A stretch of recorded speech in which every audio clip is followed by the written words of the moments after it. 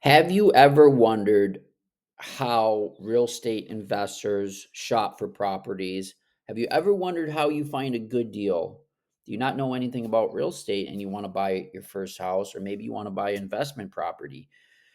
If you are in this situation, then you are going to want to watch this video because today I'm going to go over insider tips on how builders, investors, and anybody who's savvy about real estate shops for property. I'm going to give you a couple of examples. This is going to be a very helpful video if you are just getting started in your real estate career. So, my name's Arne Johansson. I'm a local realtor here in the Minneapolis metro area. I've sold over 320 houses, I think around 340 houses. I've represented buyers and sellers. I've remodeled dozens of houses. I've built houses. I've developed land. So I give my insider tips on this channel so you can make money on the purchase or the sale of your house. Let's get right into it. So first off, let's just look at the general market right now. It's important to kind of see what's going on with the market because then you kind of know where to look at when you are shopping for houses. So first things first, we have median prices up 3.5% in March compared to last year. So we still have a huge supply and demand imbalance. We see here, if we look at prices, I was looking at the $200,000 to $400,000 price range, or the $300,000 to $400,000 price range. Look at this. You go back in 2007, you had 7,000 houses available for sale. Now you only have 1,800. Not a lot. What do you think? Are there more people buying today than there were 20 years ago? Of course there are. There's more people, but you have less houses available. So that's why we see rising prices. If we go all price ranges, just look at that. 150, bam, we're now at 380. So if you know how to buy, you have the cards in your favor. Here's the other thing I like to look at. These are all the houses that are available for sale in certain price ranges. These are the number of showings. So as we can see, like in the $200,000 to $300,000 price range, there's 23,000 showings in the last month in that price range. That's 24% of the market, or 7.42 showings per listing, which really means that's 7 buyers per listing. If we look at 300 to 400,000, you had about 29% of the market in that price range, or 8 buyers per listings. So just with those two price ranges, 2 to 400,000 is over 50% of the market. If we add the 4 to 500,000, that's now about 70% of the market is between 2 and 500,000. So if you're trying to make money, like flipping a house, or if you just want to put yourself in a strong position, you should be shopping in that price range because that is where most of the buyers are. If you look at the $1 million price range, there's only 3.67 buyers for each $1 million house. That's barely any of the market. So that's going to be a harder deal to flip or to make money on. You're going to have to be a little more sophisticated, and we can get that in another video. There's ways to go about doing that, but I want to show you something more that like the average person can buy. So first, let's just go in. I want to show you something. So we're going to do Lake Nokomis as an example. I've already been looking at some stuff here. So let's just look at active single family homes, 25. There's only 25 single family homes. If you look here, these are all the 25 single family homes in the Lake Nokomis area. Not a lot to choose from. So we know we got to be very picky. So let's check it out. First thing, I like to sort by days on market. I like to look for the houses that have just come on the market because, like this house right here, it's been on the market for 107 days. There's probably something wrong with it. That's why it's been sitting there for so long. Looks pretty decent. What does it say? 300,000. It just, the kitchen is small. I already know it. Yeah, kitchen, not a lot of counter space. It's not bad actually, but it doesn't show well. Basement ceiling height looks low. It's overpriced. They need to come down on price. Bathroom. Does he even have a garage? The ceiling height is very low upstairs, so that's what they're calling the third bedroom. But it's just the ceiling height's too low. Anybody tall can't walk in there.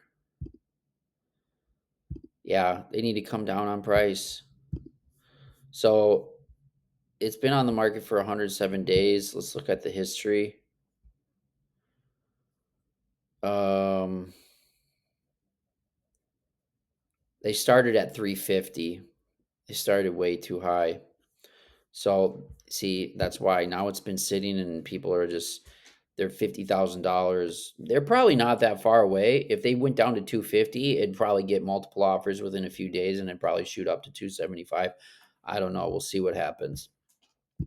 But this is an interesting one right here. I'm looking at this because it's only $200,000 and it's over on 29th Avenue South. Pretty solid area, 45th, right across the street from Lake Hiawatha.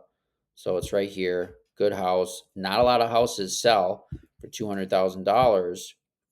Look at multiple offers received by highest and best due Sunday, April 27th, which is today. So this doesn't surprise me. It's only $200,000. The parcel's 40 by 126 wide. It's probably going to go for above $200,000. How do we know the land value? How do we know what that thing is worth? Who's offering on it? It's probably an investor because look at the house is tiny, needs a lot of work. So they're either going to put a lot of money into it and live there, or they're just going to tear it down and build new. So let's just see. How do you find that out? You look at closed sales over the let's just say last 2 years, and say we have 900, and let's look at stuff built in 2023 or more. So there's only four sales. Let's look at this one right here. 4 bedrooms, 4 baths, sold for $844,000. Let's look at the history because there was a house on this parcel before. Here it was. They bought this in 2022 for $172,000.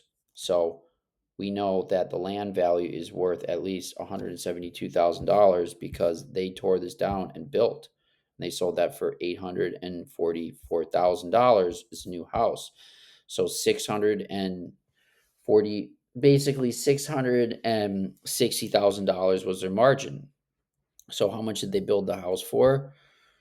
Uh, it's hard to say, but I would say they probably spent at least um 3,000. Maybe they built it for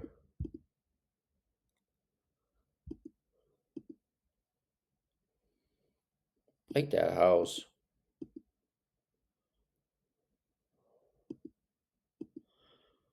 Maybe they built it for 500,000 or 600,000.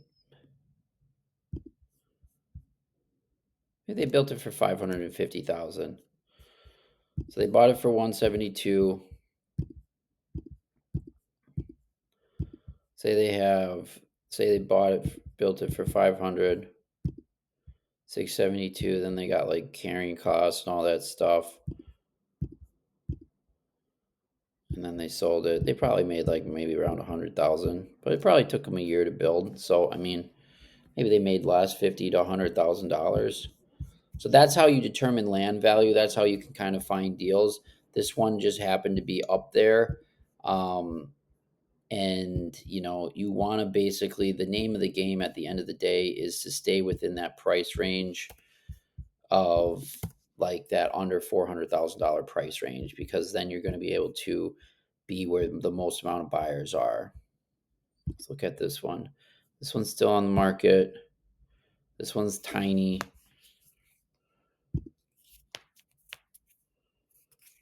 This one. So we can see that this stuff at 314,000 hasn't sold.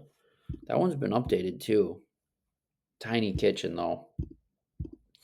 It's all about the kitchen, especially in South Minneapolis. It's just like there's not a lot of kitchens, and you got these half-story houses that a lot of people don't like the half stories because they're just not high. And it doesn't have an attached garage.